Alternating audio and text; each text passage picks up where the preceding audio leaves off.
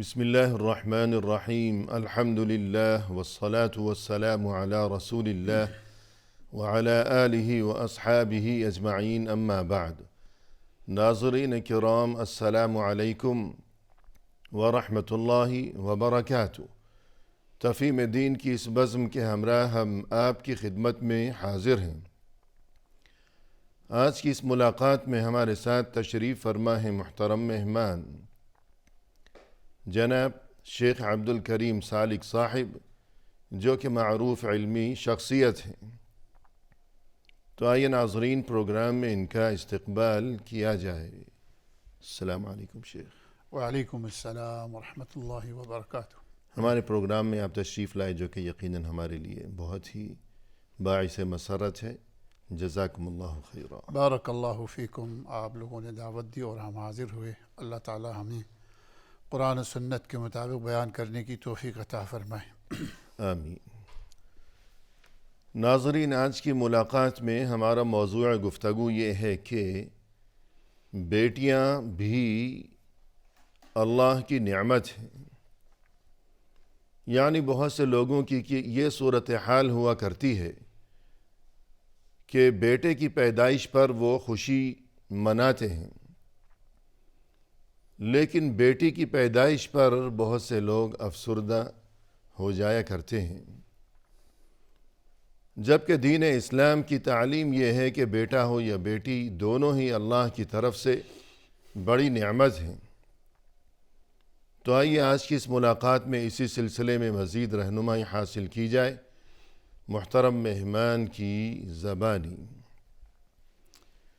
محترم ارشاد فرمائیے گا کہ بیٹیاں بھی اللہ کی طرف سے نعمت ہیں، کس طرح؟ بلا شک۔ بسم اللہ الرحمن الرحیم۔ الحمد للہ رب العالمین، والصلاة والسلام على سید الانبیاء و امام المتقین، نبینا محمد وعلى آلہ واصحابہ اجمعین، اما بعد۔ اعوذ باللہ من الشیطان الرجیم، بسم اللہ الرحمن الرحیم۔ یہب لمن یشاء اناثا ویہب لمن یشاء الذکور۔ اللہ تعالیٰ نے انسان کو پیدا فرمایا جی، تو اللہ رب العزت قرآن کریم میں فرماتے ہیں کہ ہم نے انسان کو ایک ہی نفس سے پیدا فرمایا۔ جی، پہلی بات تو یہ ہے، صحیح ہے۔ ایک ہی نفس سے پیدا فرمایا۔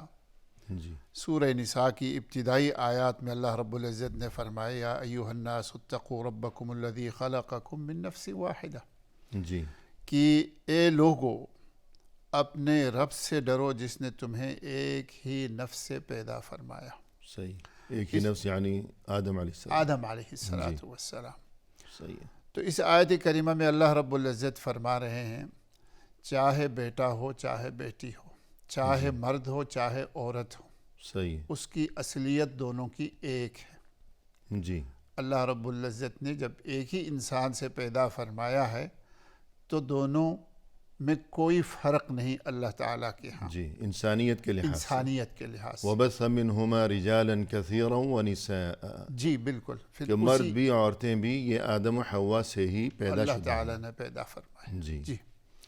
اب پھر اگر آپ دیکھیں حضور صلی اللہ علیہ وسلم کا زمانہ یا مکی دور حضور صلی اللہ علیہ وسلم کا آپ دیکھیں تو وہاں ایک ایسا دور تھا کہ اس میں بیٹیوں کی کوئی عزت نہیں تھی، صحیح، عورتوں کی کوئی عزت نہیں تھی، جی، جس کا بھی آپ قرآن کریم کی سورہ نحل میں اس کا اللہ رب العزت نے تذکرہ فرمایا ہے۔ جی، وَإِذَا بُشِّرَ أَحَدُهُم بِالْأُنثَىٰ ظَلَّ وَجْهُهُ مُسْوَدًّا وَهُوَ كَظِيمٌ جی، يَتَوَارَىٰ مِنَ الْقَوْمِ مِنْ سُوءِ مَا بُشِّرَ بِهِ أَيُمْسِكُهُ عَلَىٰ هُونٍ أَمْ يَدُسُّهُ فِي التُّرَابِ أَلَا سَاءَ مَا يَحْكُمُونَ۔ مفہوم یہ ہے جی، کہ اللہ رب العزت فرماتے ہیں کہ جب ان کو بیٹی کی خوشخبری دی جاتی ہے، صحیح، پہلا جملہ دیکھیے، بیٹی سے تو خوش ہونا چاہیے تھا، جی، تو بیٹی کی جب خوشخبری دی جاتی ہے تو وہ اس کا چہرہ کالا ہو جاتا ہے، صحیح، اور اب وہ سوچتا ہے کیا میں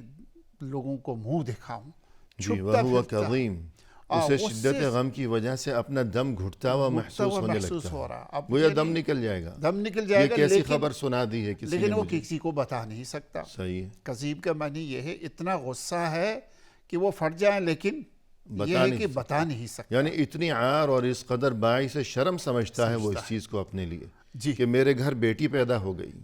اور خود یتوارا من القوم، خود تو لوگوں سے چھپتا پھرتا ہے کہ کسی کو نظر نہ آ جائے، بتائے گا کیا، وہ شکل بھی دکھاتے ہوئے شرماتا ہے، شرماتا۔ اب اندازہ کیجئے قرآن نے کس انداز سے ان کا ذکر فرمایا، منظر کشی کی۔ منظر کشی کی ہے۔ جی ہاں، کہتے ہیں اب وہ سوچتا ہے کہ ایمسکو علی ہون ام یدسو فی التراب، جی کیا اب اس کو برداشت کریں ذلت، اس ذلت کو رسوائی کے ساتھ، جی یا اسے زندہ درگور کر دیں، یا اس کو مٹی میں ڈال دیں۔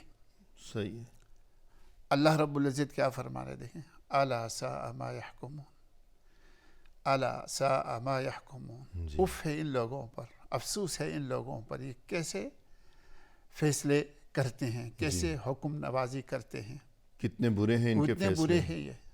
کتنی ناپاک ہے ان کی اب سوچ۔ بیٹی جب ان کے ہاں ہوئی ہے تو ان کو یہ عجیب تصور پیدا ہو گیا ہے، حالانکہ وہ بھی تو کسی بیٹی کی ہی اولاد ہے، جی اسے بھول جاتے ہیں۔ یعنی وہ انسان جو ہے، وہ باپ، وہ خود بھی کسی خاتون، کسی عورت کی ہی اولاد ہے۔ اولاد ہے۔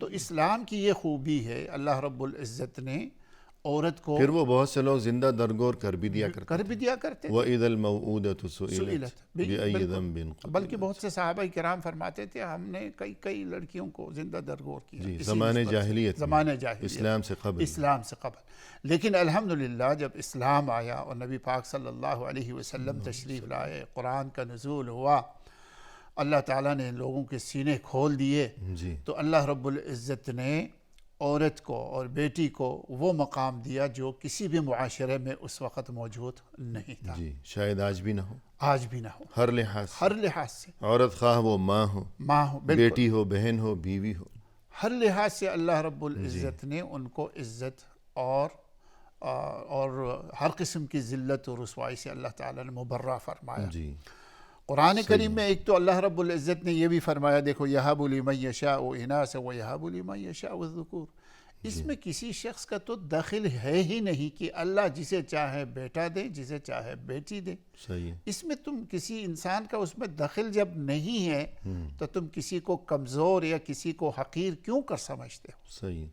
جسے تو چاہے اللہ جسے چاہتا ہے بیٹی دیتا ہے، جسے چاہتا ہے بیٹا، بیٹا دیتا او یزوجہم ذکرانا و اناثا، جسے چاہتا ہے بیٹا بیٹیاں دونوں دیتا ہے، دونوں دیتا ہے، وَيَجْعَلُ مَن يَشَاءُ عَقِيمًا، جسے چاہتا ہے کچھ بھی نہیں کچھ دیتا بھی ہے، نہیں بے اولاد دیتا ہے۔ رکھتا سبحان اللہ، یہ سب اللہ تعالیٰ کا اپنا نظام ہے۔ نظام ہے اور اس میں حکمتیں پوشیدہ ہیں، کیونکہ وہ حکیم ذات ہے۔ صحیح تو ہے، یہاں اس آیت میں بھی دیکھیں یَهَبُ لِمَن يَشَاءُ إِنَاثًا فرمایا، پہلے اناث کو ذکر فرما کر اس کو مقام عطا فرمایا، جی، کہ بیٹی کا تذکرہ پہلے فرمایا بالکل، کہ اللہ جسے چاہتا ہے بیٹیاں عطا فرماتا ہے، جی اس کے بعد فرمایا کہ اور جسے چاہتا ہے وہ بیٹے عطا فرماتا ہے۔ اس کے علاوہ آپ دیکھیے قرآن کریم میں تو بہت ساری چیزیں ہیں۔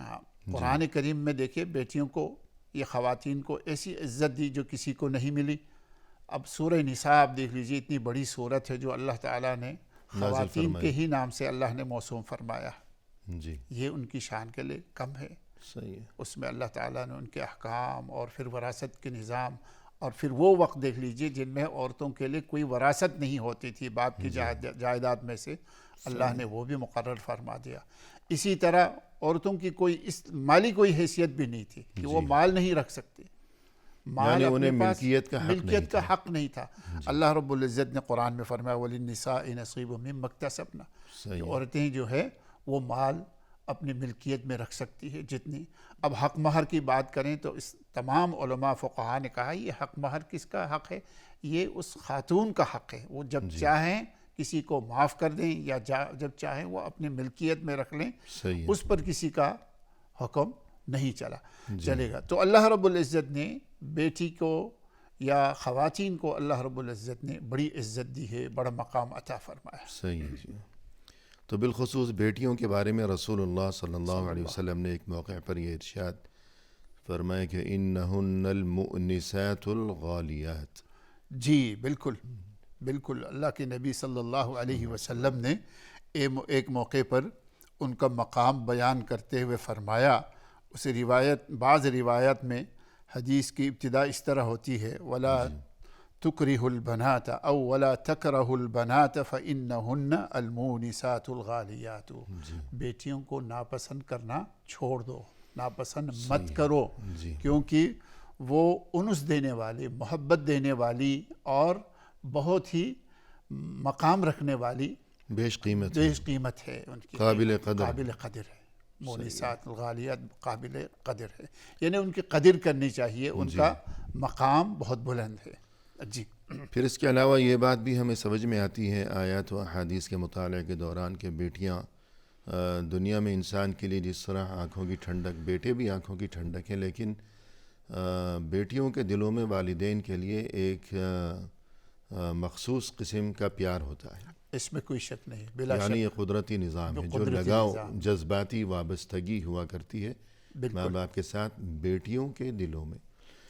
تو خاص طور پر میں سمجھتا ہوں جو مرد حضرات ہے، باپ ہے، بحیثیت باپ جو ہے بیٹوں سے بھی زیادہ انسان بیٹیوں کو زیادہ پسند کرتا ہے اور ان کا زیادہ احترام کرتا ہے، وہ یہ سمجھتا ہے یہ چند دن کے ہمارے مہمان ہیں، تو ان کو دل سے لگا لیتا ہے۔ بالکل، یعنی اکثر دیکھنے میں یہ بات آتی ہے یا بہت سے گھرانوں سے یہ شکایت موصول ہوتی ہے کہ جو گھر کی خواتین ہیں، بالخصوص بڑی بوڑھیاں، کہ جو بزرگ خواتین ہیں، کہ ماں تو شاید ایسا نہ کرے لیکن پتہ چلتا ہے کہ گھر میں جو دادی ہے یا نانی ہے، بالخصوص دادی، کہ وہ اپنے پوتے کو تو بڑے پراٹھے کھلاتی ہے اور کبھی کیک کھلا رہی ہے، لیکن بیٹی کتنے لقمے کھا رہی ہے اس پہ بھی نہ، پوتی کتنے لقمے کھا رہی ہے، آدھی روٹی کھائی پوری کھائی، تو اس پہ بھی بگاڑ ہے، فساد ہے۔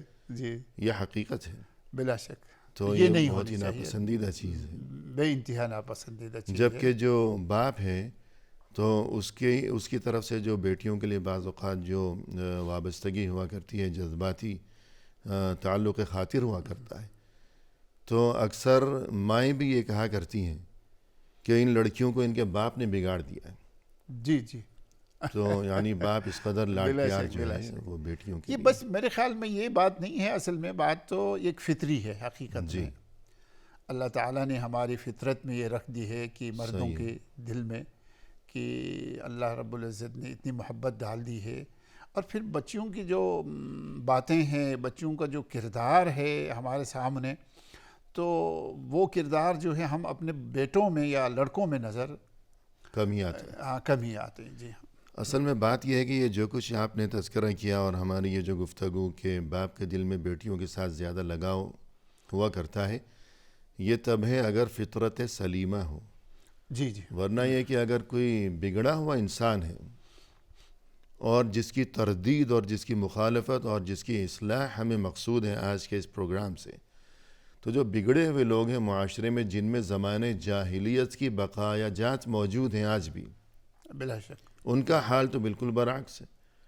وہ تو بیوی کو پہلے ہی دھمکی لگا دیتے ہیں کہ خبردار اگر بیٹی پیدا کی تو میں طلاق دے کر نکال دوں گا۔ سبحان اللہ، تو یہ چیز بیان کرنا مقصود کتنا بڑا ظلم ہے حقیقت میں، آپ دیکھ لیجئے جیسے قرآن کریم نے ذکر فرمایا۔ تو پہلے وقفہ لے لیں۔ جی ناظرین فی الحال لیتے ہیں مختصر سا وقفہ، ہمارے ساتھ ہی رہیے گا۔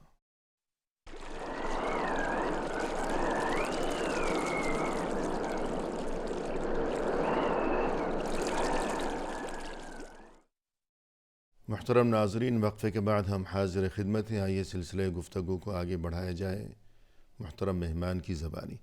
شیخ، وقفے سے قبل آپ نے گفتگو فرمائی کہ اللہ نے قرآن کریم کی اس آیت میں بیٹیوں کا تذکرہ پہلے فرمایا بلا شک، اور اس کے بعد بیٹوں کا۔ جی تو اس سے ہمیں یہ بات سمجھنی چاہیے، اور ویسے بھی جو عمومی تعلیمات ہیں دین اسلام میں، کہ انسان بیٹی کو برا نہ سمجھے، جس طرح بیٹا نعمت ہے بیٹی بھی نعمت ہے، تو اس سلسلے کو آگے بڑھائیے گا۔ جی بلا شک بیٹیاں اللہ تعالیٰ کی بہت بڑی نعمت ہے، لوگوں کو ان کی تربیت اور اپنی حیثیت کے مطابق ان کو کھلانا، پلانا، پہنانا، یہ سب مردوں کی والدین کی ذمہ داری ہے۔ اپنی حیثیت کے مطابق ان کو کھلائیں، ان کو پلائیں، اور اپنی حیثیت کے مطابق ان کو تعلیم بھی دیں، اور خاص تر اسلامی تعلیم۔ صحیح ہے۔ قرآن و حدیث کا تعلیم ضرور ہونا چاہیے جس میں ہماری تربیت موجود ہے۔ جی۔ تو ہمیں یہ بات بھی نظر آتی ہے کہ دنیاوی معاملات کے علاوہ اگر اخروی معاملات کے لحاظ سے گفتگو کی جائے تو آخرت میں جو انسان کو خوشخبری سے نوازا گیا ہے کہ جس کو اللہ نے بیٹیاں دی ہوں، جی بالکل، پھر اس نے ان کی اچھی طرح خوش دلی کے ساتھ تربیت کی، ان پر وہ خرچ کرتا رہا، ان کی ضروریات انہیں مہیا کرتا رہا، پھر جب وہ بڑی ہو گئی تو باعزت طریقے سے انہیں رخصت کر دیا، تو اس قسم کے انسان کے لیے جو خوشخبری ہے تو اس بارے میں کچھ فرمائیے گا۔ بلا شک دیکھیے بہت سے لوگ شاید یہ سوچتے ہوں کہ ہم بیٹیوں پہ کیوں کر خرچ کریں، جی تو انہوں نے تو پرائے گھر میں جانا ہے، صحیح ہے۔ چلو جیسے بیسی تھوڑی بہت تعلیم دی اور زیادہ تعلیم کی طرف توجہ نہیں دیتے یا زیادہ ان کی تربیت پر توجہ نہیں دیتے، یا جو ضروریات زندگی ہیں، جی جی لباس ہے، کھانا پینا ہے، بیٹے کو اچھا اس دیتے میں بھی ہیں، تھوڑی سی بیٹی کنجوسی کو- کر لیتے ہیں، صحیح ہے۔ جی جی، تو یہ چیز غلط ہے۔ جی نبی پاک صلی اللہ علیہ وسلم کی بہت ساری احادیث اس میں موجود ہے، جو تم کھلاتے ہو، پلاتے ہو اور ان کی تربیت کرتے ہو بیٹیوں کے، یہ تمہارے لیے ذریعہ نجات ہے۔ حقیقت میں سبحان اللہ۔ یہ ذریعہ نجات ہے، تم نہیں سمجھو کہ میں نے فضول خرچ کیا ہے اور یہ بیٹیاں جانے والی ہے پرائے گھر میں، بلکہ اللہ کے نبی صلی اللہ علیہ وسلم کی یہ حدیث دیکھیے ہمارے پاس موجود ہے۔ آپ صلی اللہ علیہ وسلم فرماتے ہیں من کن لہ ثلاث بنات یؤویہن ویرحمہن ویکفلہن وجبت لہ الجنہ۔ آپ صلی اللہ علیہ وسلم فرماتے ہیں جن کے ہاں 3 بیٹیاں ہو، انہیں وہ جگہ دیتا ہو، مطلب ان کی رہائش کا انتظام کرتا ہو، صحیح ہے۔ اور انہیں ان کے ساتھ شفقت اور مہربانی سے پیش آتا ہو، جی اور ان کی کفالت کرتا ہو۔ کفالت سے مراد کھلانا پلانا اور ان کی تربیت مقصود ہے، یعنی تمام ضروریات کی تمام فراہمی۔ ضروریاتی زندگی جو ہے۔ جی تو اللہ کے نبی فرماتے ہیں وجبت لہ الجنہ، اس کے لیے جنت واجب ہو گئی۔ سبحان اللہ۔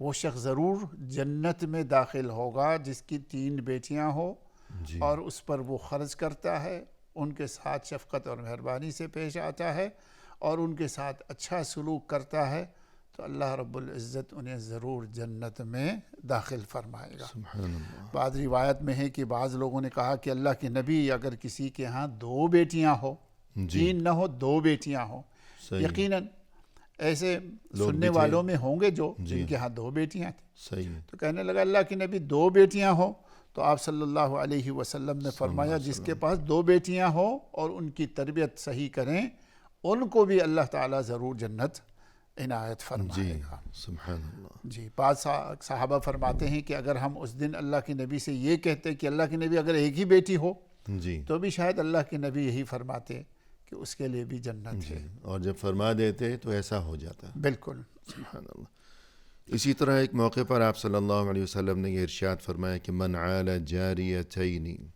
حتی تبلغا جی جاء یوم القیامہ انا انا وہو۔ وہو۔ جی جی اللہ کے نبی صلی اللہ علیہ وسلم نے یہ بھی فرمایا بلا شک کہ جس نے 2 بیٹیوں کی تربیت کی، ان کو کی بہتر تربیت کی، ان کو دیکھا بالا پوسا، صحیح تو حتیٰ تبلغا، یہاں تک کہ وہ بالغ ہو گئیں، صحیح جاء یوم القیامت انا وہو۔ اللہ کے نبی صلی اللہ علیہ وسلم فرماتے ہیں قیامت کے دن میں اور وہ دونوں اس طرح ہوں گے۔ پھر صحیح۔ آپ نے دونوں انگلیوں کو برابر کر کے اس کو ہاتھوں سے اشارہ فرمایا، یعنی اللہ کے نبی نے فرمایا رافقنی فی الجنہ، یہ میرے ساتھ جنت میں ہوں گے، یعنی اس قدر قریب ہوں گے۔ قریب ہوں گے۔ جی ایک تو دیکھیے نبی صلی اللہ علیہ وسلم اللہ کے نبی ہے، نبوت کا مقام تو کسی اور کو حاصل نہیں ہو سکتا، جی لیکن بہت ہی قریب ہوں گے اللہ کے نبی صلی اللہ علیہ وسلم کی معیت میں۔ سبحان اللہ۔ اسی طرح اللہ کے نبی صلی اللہ علیہ وسلم سے ایک حدیث ہے، حضرت ابو سعید خدری بیان فرماتے ہیں کہ اللہ کے نبی صلی اللہ علیہ وسلم نے ایک بار یہ فرمایا من کان لہ 3 بنات او 3 اخوات او بنتان او اختان فاحسن صحبتهن واتقى الله فيهن فله الجنہ۔ ابو سعید خدری فرماتے ہیں اللہ کے نبی نے ایک بار فرمایا جن کے ہاں 3 بیٹیاں ہو یا 3 بہنیں ہو، جی اخوات کا ذکر ہے، اور فرمایا او بہنیں یعنی بنت، بہنیں فرض کیجئے یتیم ہیں، اب بھائی کے حوالے ہیں۔ بالکل بھائی ان کی پرورش کر رہا ہے. جیسے بیٹیاں ہوتی ہیں ان کی جی یہ سمجھ لیجئے. تو اللہ کے نبی نے فرمایا او بنتان او اختان، یا دو بیٹیاں ہوں یا دو بہنیں ہوں. جی فاحسن صحبتہن، ان کے ساتھ اس نے اچھا سلوک کیا. واتق اللہ فیہ، اور اللہ سے ڈرتے رہیں ان کے بارے میں. جی یعنی جو اللہ تعالیٰ کے احکام کی پابندی کی، ان کی مطلب اچھی تربیت کی اور ان کے بارے میں سستی نہیں کی. فَلَهُ الْجَنَّةِ، اللہ کے نبی فرماتے ہیں اس کے لیے جنت ہے، اس کے لیے جنت واجب ہے. تو یہ کتنا بڑا مقام ہے. انسان ان کی تربیت کرتا ہے. اور پھر قرآن کریم میں اللہ رب العزت نے یہ بھی تو فرمایا، دیکھیں المال والبنون زینت الحیات الدنیا. جی اگر یہ بچیاں نہ ہو، اگر بچے نہ ہوں اور مال دولت نہ ہو تو دنیا کی تو خوبصورتی ہی ختم ہے حقیقت میں. یا کسی کے پاس مال موجود ہے، آپ نے بھی دیکھا ہوگا بہت اولاد نہیں ہے، تو وہ بھی یہی سمجھتا ہے کہ یار گھر میں تو اندھیرا ہے.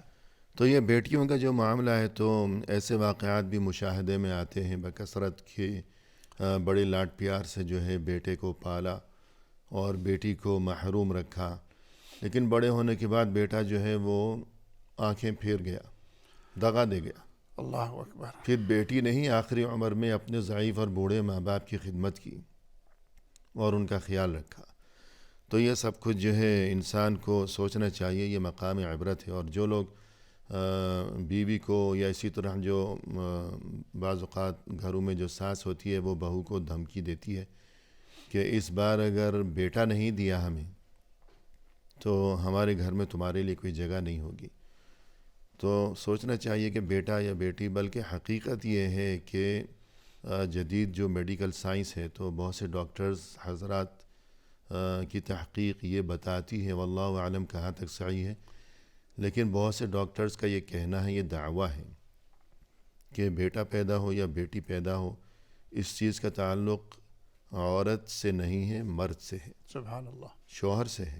ٹھیک. اگر بیٹا نہیں پیدا ہو رہا، بیٹیاں پیدا ہو رہی ہیں اور شوہر دھمکیاں دے رہا ہے تو اسے معلوم ہونا چاہیے کہ اس میں زیادہ عمل دخل تو خود اس کا ہے، بالکل نہ کہ اس کی بیوی کا. صحیح، بالکل صحیح. اور مجھے اس موقع پر ایک واقعہ میں نے کتاب میں پڑھا تھا جس میں بڑی عبرت کا سامان ہے.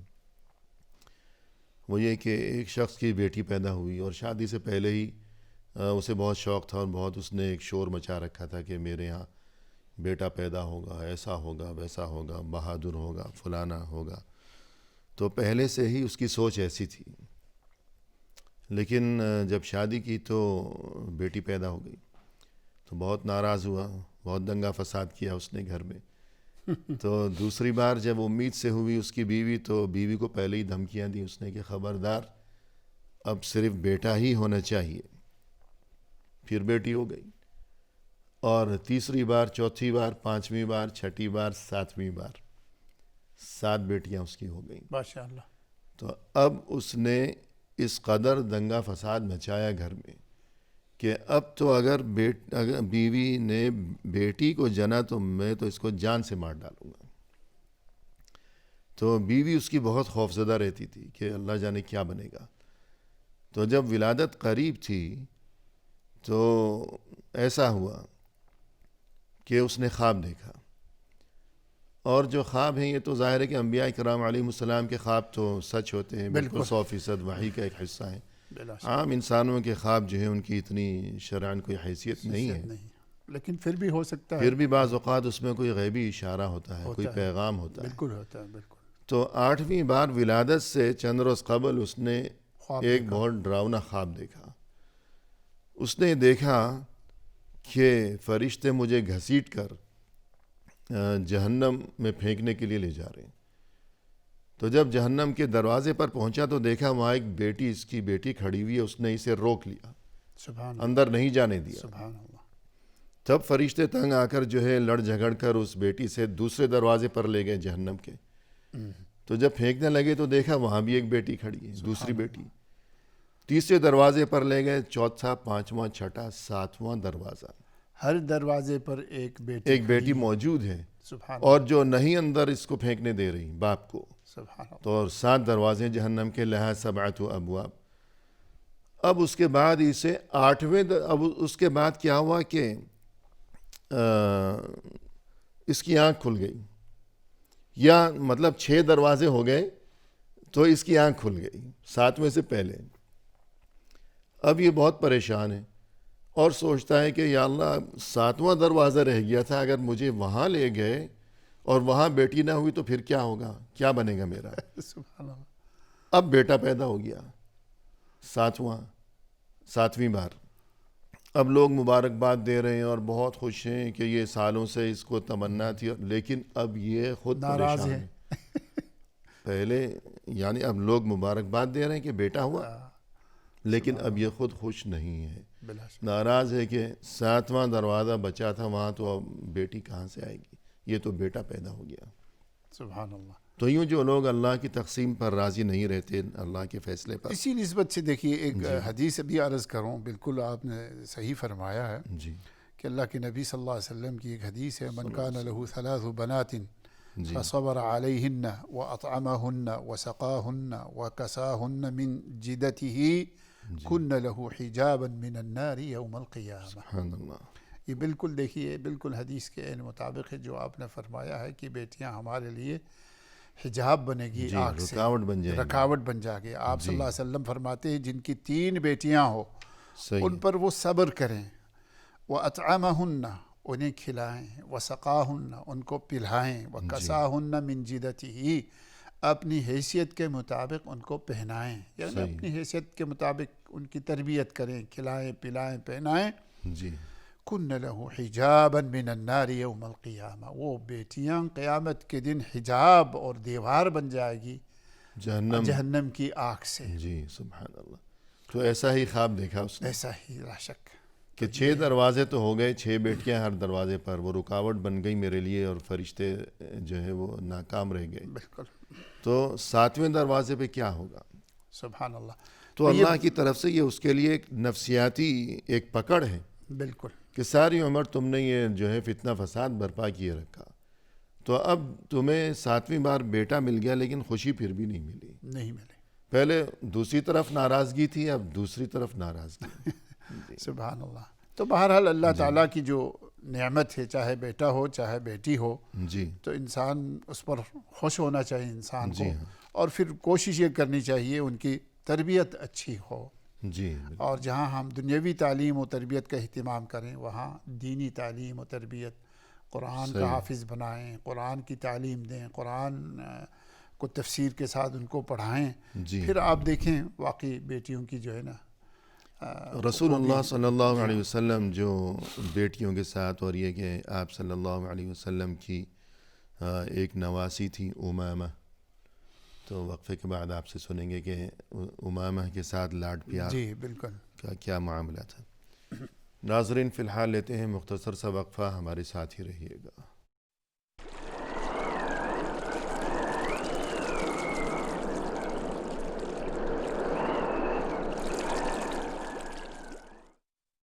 ناظرین وقفے کے بعد ہم حاضر خدمت ہیں. آئیے سلسلے گفتگو کو اب پایہ تکمیل تک پہنچایا جائے مہمان کی زبانی.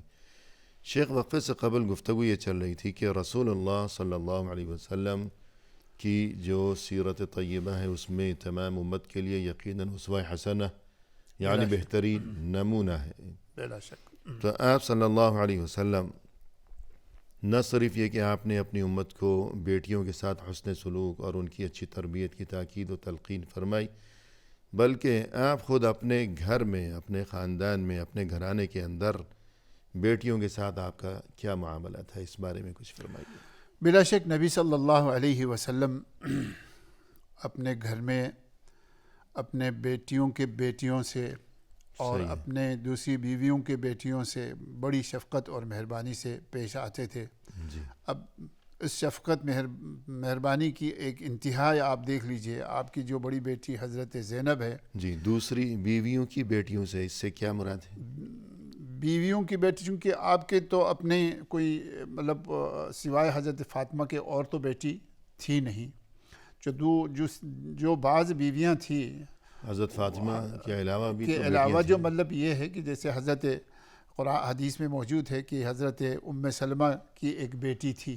جی. جو بیویوں کی بیٹیاں یعنی جو ایسی بیویاں آپ صلی اللہ علیہ وسلم کی وہ ازواج مطہرات جن کے پہلے شوہروں سے اولاد تھی. جی ہاں. ان اولاد میں جو کوئی بیٹیاں تھیں اگر تو آپ صلی اللہ علیہ وسلم ان کے ساتھ بھی محبت کا معاملہ فرماتے تھے. جیسے ایک حدیث میں موجود ہے ام سلمہ کی ایک بیٹی تھی, اس کا نام بھی شاید زینب تھا. جی. تو آپ صلی اللہ علیہ وسلم ان سے بہت پیار و محبت فرماتے تھے اور اس سے ہنسی مذاق بھی کرتے تھے حضور صلی اللہ علیہ وسلم. دل لگی کہ بچہ خوش ہو جائے. بالکل. کبھی آپ اس کو زینب فرماتے, کبھی زوینب فرماتے. جی, زوینب یعنی تصغیر کا صیغہ کہ چھوٹی سی زینب. جی ہاں, چھوٹی سی زینب. جی. تو اسی طرح حضرت امامہ بنت زینب ہے, حضور صلی اللہ علیہ وسلم کی جو بڑی بیٹی ہے حضرت زینب, جی ہاں, ان کی ایک بیٹی تھی جس کا نام ہے امامہ. صحیح ہے. تو حضور صلی اللہ علیہ وسلم ان سے اتنے پیار کرتے تھے, اتنی محبت فرماتے تھے کہ نماز میں اسے اپنے کندھے پر اٹھا کر نماز پڑھتے تھے, اور بلکہ بعض روایت ہے آپ پڑھاتے بھی تھے. صحیح ہے. اور جب اپنی نمازی کو کندھے پر اٹھائے ہوئے آپ صلی اللہ علیہ وسلم بعض اوقات نماز پڑھ لیا کرتے تھے اور کبھی پڑھاتے بھی تھے. آپ اندازہ کیجئے اس سے بڑی اور کیا شفقت اور مہربانی ہو سکتی ہے. اور بعض روایات میں یہ تفصیل بھی ہے کہ رکوع اور سجود کے وقت اسے ایک طرف رکھ دیتے تھے, پھر جب دوسری رکعت کے لیے کھڑے ہوتے پھر اسے اٹھا کے کندھے پہ رکھ لیتے یا گود میں اٹھا لیتے. بیٹیوں کی حقیقت میں آپ دیکھ لیجئے سبحان اللہ, کیا شان ہے کہ نبی پاک صلی اللہ علیہ وسلم اس بچی کو, پتہ نہیں اس کے کپڑے بھی پاک ہے یا نہیں ہے, بچیاں ہیں صحیح ہے جی, صاف ستھرے ہیں یا نہیں ہے, لیکن اللہ کے نبی صلی اللہ علیہ وسلم اسے اپنے گود میں رکھتے, اپنے کندھے پہ بٹھاتے, اور اسی حالت میں آپ نماز پڑھ بھی لیتے, پڑھا بھی لیتے. جی. اور تو یہ ان کے لیے دیکھیں مقام بیٹیوں کے لیے کافی ہے. جی. اسی طرح آپ صلی اللہ علیہ وسلم کی جو 4 صاحبزادیاں تھیں, زینب, رقیہ, ام کلثوم اور فاطمہ, تو ان سبھی کے ساتھ آپ صلی اللہ علیہ وسلم کا جو حسن سلوک, جو محبت و شفقت کے معاملات, اور مثلا حضرت فاطمہ رضی اللہ عنہا جب گھر آتی تو آپ صلی اللہ علیہ وسلم ان کا کیسے استقبال کیا کرتے تھے. جی بالکل. نبی صلی اللہ علیہ وسلم حضرت فاطمہ سے سب سے زیادہ محبت اور پیار فرماتے تھے حضور صلی اللہ علیہ وسلم, چونکہ باقی بیٹیاں ان کی شادی جلدی ہو گئی اور بڑی تھیں, اور وہ بڑی تھی, ویسے بھی گھر میں جو چھوٹا ہوتا ہے تو اکثر پھر حضرت فاطمہ کی جو, چونکہ وہ چھوٹی بھی تھی اور آپ کے ساتھ ہی ہجرت کے بعد بھی حضور صلی اللہ علیہ وسلم کے ساتھ ہی رہیں. جی. اور بلکہ جب حضور صلی اللہ علیہ وسلم نے جب ان کا نکاح حضرت علی سے کیا تو حضرت علی بھی تو آپ کے ساتھ ہی رہتے تھے. جی. آپ صلی اللہ علیہ وسلم کی زیر کفالت آپ ہی کے گھر میں پرورش پائی حضرت علی رضی اللہ تعالیٰ عنہ نے. جی. صحیح. تو اس طرح حضرت فاطمہ زیادہ وقت جو ہے حضور صلی اللہ علیہ وسلم کے ساتھ وقت گزارتے تھے. جی. تو نبی صلی اللہ علیہ وسلم کی محبت ان کے لیے یہ تھی کہ حضور صلی اللہ علیہ وسلم کے پاس یہ جب آتی تھی تو حضور صلی اللہ علیہ وسلم اپنی چادر مبارک ان کے لیے بچھاتے تھے. جی. سبحان اللہ. آپ صلی اللہ علیہ وسلم اپنی چادر, اپنا رومال حضور صلی اللہ علیہ وسلم اس بیٹی کے لیے بچھا دیتے تھے. جی. اور اس معاشرے میں, اور آج بھی بعض معاشروں میں یہ بات مشاہدے میں آتی ہے کہ اگر کسی کا بہت زیادہ احترام مقصود ہو تو اپنے کندھے پر رکھی ہوئی چادر یا رومال اتار کر اس کے لیے بچھایا جاتا ہے. جی ہاں. گویا یہ انتہائی عزت و احترام اور محبت کے اظہار کا گویا کہ یہ ایک طریقہ ہے. عام طور پر جو نیک لوگ ہوتے تھے کہ وہ ایک چادر چھوٹی سی یا کوئی رومال جو ہے وہ رکھتے تھے. جی. یا بعض معاشروں میں رواج ہوتا ہے. عام طور پر مقصد ان کا یہ ہوتا ہے کہ نماز کا وقت ہو تو میں اس پر نماز پڑھ لوں. صحیح ہے. جی. نماز کے لیے بچھاتے ہیں. لیکن یہ دیکھیے نبی پاک صلی اللہ علیہ وسلم اسے اپنی بیٹی کے لیے بچھا رہے ہیں. تو یہ محبت ہے, یہ الفت ہے حضور صلی اللہ علیہ وسلم کا. جی. حضرت عائشہ صدیقہ رضی اللہ تعالی عنہا بیان فرماتی ہے کہ حضرت فاطمہ ہمارے پاس تشریف لاتی اور حضرت عائشہ فرماتی ہے تمشی کأن مشیتها مشی النبی صلی اللہ علیہ وسلم. حضرت فاطمہ کی چال ایسی تھی جیسے حضور صلی اللہ علیہ وسلم کی تھی. یعنی ان کے چلنے کا جو انداز تھا وہ نبی پاک صلی اللہ علیہ وسلم کا تھا. یہ نقشہ کون کھینچ رہی ہے؟ حضرت عائشہ صدیقہ رضی اللہ تعالی عنہا. تو ایک دفعہ حضور صلی اللہ علیہ وسلم کے پاس حضرت فاطمہ تشریف لائی. یعنی یہ قدرتی فطری معاملہ تھا کہ باپ اور جو اولاد ہے بعض اوقات ان میں بہت زیادہ مشابہت ہوتی. تو یہ مزید گویا کہ ایک جذباتی لگاؤ کے اظہار کے طور پر حضرت عائشہ نے یوں منظر کشی کی کہ ایک بار حضرت فاطمہ چلتی ہوئی اندر آئیں اور میں نے یہ بات محسوس کی کہ گویا کہ یہ جو چلی آ رہی ہیں تو ان کی چال تو بالکل رسول صلی اللہ علیہ وسلم کی چال جیسی ہے، ہو بہو ویسے ہی چلتی ہوئی آ رہی ہیں. کئی چیزیں جو ہے بالکل مشابہت ہوتی ہے، بالکل ملتی جلتی ہے باپ سے جو ہے بیٹیوں کے خاص طور پر ان کی گفتگو کے انداز یا کوئی شکل میں یا صورت میں یا چال چلن میں. بعض مورخین نے یہ بات تحریر کی ہے کہ کچھ لوگ ایسے تھے کہ رسول صلی اللہ علیہ وسلم کی آواز، چال ڈھال، نشست و برخاست، شکل صورت، ناک نقشہ، حلیہ، تو اس چیز میں رسول صلی اللہ علیہ وسلم کے ساتھ بہت زیادہ مشابہت تھی. بلا شک کچھ ایسی شخصیات ہیں، مثلا ایک تو حضرت فاطمہ رضی اللہ عنہ، جی، اور اس کے بعد یہ کہ حضرت حسین رضی اللہ تعالیٰ کے بارے میں بھی حدیث آتی ہے. بالکل اسی طرح رسول صلی اللہ علیہ وسلم کے چچا زاد بھائی جعفر بن ابی طالب رضی اللہ عنہ کے بارے میں بھی آپ صلی اللہ علیہ وسلم نے خود فرمایا حضرت جعفر کے بارے میں کہ اشبہت خلقی و خلقی، سبحان اللہ، کہ آپ کا اخلاق بھی مجھ جیسا ہے اور آپ کی شکل صورت بھی مجھ جیسی ہے. جہاں آپ نے تصویر کشی کی ہے وہاں خوشخبری دے دی. ہاں، خوشخبری بھی دیتی. سبحان اللہ.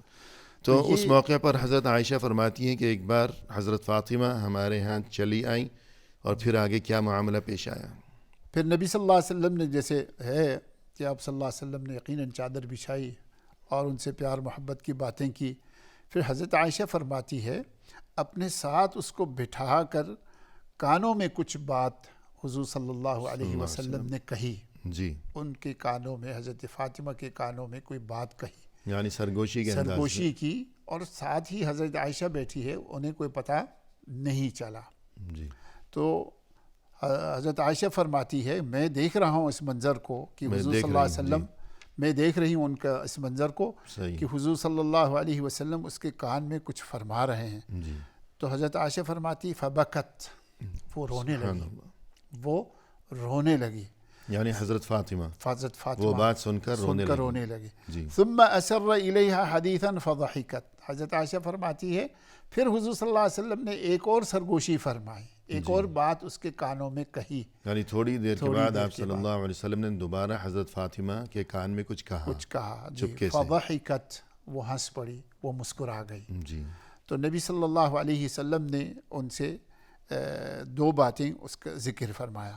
پھر حضرت عائشہ فرماتی ہے کہ میں نے ان سے پوچھا کہ اللہ کے نبی نے کیا بات کہی ہے جس کے بارے میں تم ایک بار ہنس پڑی اور ایک بار تو رو پڑی. جی، کہ ہمیں کچھ خبر ہی نہیں ہوئی، وہ کیا راز کی بات ہے، ہمیں بھی معلوم ہونی چاہیے. جی، مجھے بھی معلوم ہو، مجھے بھی کچھ بتا دو. فقالت ما كنت لأفشی سر رسول اللہ صلی اللہ علیہ وسلم، میں نہیں ہوں کہ میں نبی پاک صلی اللہ علیہ وسلم نے جو سرگوشی کی ہے، چپکے چپکے بات کہی ہے، جو راز مجھے بتایا ہے، میں اس کو ظاہر کر دوں، یہ نہیں ہو سکتا. یعنی رسول صلی اللہ علیہ وسلم کی طرف سے اپنی بیٹی کے لیے اتنی محبت کہ وہ راز کی خاص بات سبھی لوگوں کو چھوڑ کر صرف اپنی بیٹی کو بتائی. بالکل. اور بیٹی نے اس راز کی حفاظت کی، راز کو فاش نہیں کیا. بالکل. تو بیٹیوں کے ساتھ خاص تعلق اور دل میں ان کے لیے خاص مقام اور عزت و مرتبہ وغیرہ. تو اس سے یہ بات ظاہر ہوتی ہے کہ آپ صلی اللہ علیہ وسلم کے قلب مبارک میں بیٹی کے لیے اتنی عزت تھی کہ کسی کو جو راز نہیں بتایا وہ بیٹی کو بتایا. البتہ بعد میں رسول صلی اللہ علیہ وسلم کی اس جہان فانی سے رحلت کے بعد ایک بار حضرت عائشہ فرماتی ہیں کہ میں نے ان سے حضرت فاطمہ سے میں نے یہ بات دریافت کی کہ اب تو رسول صلی اللہ علیہ وسلم نہیں رہے، تو وہ کیا راز تھا بتا دیجئے. جی. کہ پہلے ہم سب کی موجودگی میں ہم سے چھپ کر سرگوشی کے انداز میں، رازداری کے انداز میں آپ صلی اللہ علیہ وسلم نے آپ کے کان میں ایک بات کہی تو آپ رو پڑیں. پھر آپ کے کان میں تھوڑی دیر بعد ایک بات کہی تو آپ مسکرانے لگیں. تو وہ کیا معاملہ تھا؟ جی. تو اب تو بتا دیجئے. تب حضرت فاطمہ نے وہ راز کی بات بتائی کہ پہلے میرے کان میں رسول صلی اللہ علیہ وسلم نے، میرے ابا جان نے مجھے یہ بات بتائی کہ اے میری بیٹی، مجھے یہ خبر دے دی گئی ہے کہ اسی مرض میں میرا انتقال ہو جائے گا، کہ یہ میرا مرض الموت ہے. یعنی دنیا سے جانے کا وقت آ جی گیا ہاں، ہے. تو یہ خبر سن کر میں رو پڑی. جی پھر تھوڑی دیر بعد میرے ابا جان نے میرے کان میں مجھے یہ بات بتائی کہ مجھے یہ خبر دی گئی ہے کہ سب سے پہلے میرے اہل بیت، میرے اہل خاندان، میرے گھر والوں میں سے تم مجھ سے ملو گی، سب سے پہلے تم سے ملاقات ہوگی میری. سبحان اللہ. تو یہ سن کر میں خوش ہو گئی، مسکرا دی. تو یہ تھی وہ راز کی بات. چنانچہ رسول صلی اللہ علیہ وسلم کی رحلت کے بعد محض جب 6 مہینے کی مدت گزری تو حضرت فاطمہ کا بھی انتقال ہو گیا تھا. تو الغرض یہاں بتانا یہ مقصود ہے کہ بیٹی کا اتنا مقام و مرتبہ کہ راز کی بات بھی سبھی دنیا کو چھوڑ کر آپ صلی اللہ علیہ وسلم نے صرف اپنی بیٹی کو بتائی. سبحان اللہ. اور اسی طرح آپ صلی اللہ علیہ وسلم اپنی بیٹیوں کے ساتھ اتنی محبت اور ان کی نگہداشت، شفقت و مہربانی کے معاملات، یہاں تک کہ جب ان کی شادیاں ہو گئیں، شادی ہونے کے بعد وہ رخصت ہو کر چلی گئیں، تب بھی آپ صلی اللہ علیہ وسلم اکثر و بیشتر ان کے گھروں میں تشریف لے جاتے، بلا شک. ملاقاتیں کرتے، ان کے شوہروں سے ملتے جلتے، اور یہ کہ اگر کوئی مشکلات ہیں، گھریلو خاندانی معاملات ہیں ان تو آپ صلی اللہ علیہ وسلم انہیں تسلی دیتے، بلا شک. مفید مشوروں سے انہیں نوازتے. کوئی بیمار ہو تو آپ جی ان ہاں. کے لیے دعا فرماتے. بالکل. تو یہ بیٹیوں کے ساتھ رسول صلی اللہ علیہ وسلم کا جب یہ معاملہ تھا تو پھر یہ چیز ہمارے لیے بھی اس میں بڑی تعلیم ہے، بڑا سبق اور موجود بڑا ہے. پیغام پوشیدہ ہے. پروگرام کے اختتام پر ہم تہہ دل سے آپ کا شکریہ ادا کرتے ہیں کہ آپ تشریف لائے اور آپ نے عمدہ انداز میں رہنمائی فرمائی. لہذا جزاکم اللہ خیرا. بارک اللہ فیکم. جزاک اللہ خیر. آمین یا رب. اور اسی کے ساتھ محترم ناظرین، اختتامی موقع پر تہہ دل سے ہم آپ کا بھی شکریہ ادا کرتے ہیں کہ آپ نے ہمارا یہ پروگرام دیکھا، اور اس دعا کے ساتھ کہ ہمارے گھروں میں بیٹے ہوں یا بیٹیاں ہوں، اللہ ہمیں توفیق عطا فرمائے کہ ہم سبھی کی اچھی تربیت کر سکیں، اور یہ چیز ہمارے لیے دونوں جہانوں میں، دنیا میں بھی اور آخرت میں بھی، ہماری تمام اولاد ہمارے لیے آنکھوں کی ٹھنڈک اور دل کا سرور ثابت ہو سکے. فی امان اللہ، وآخر دعوانا ان الحمد للہ رب العالمین.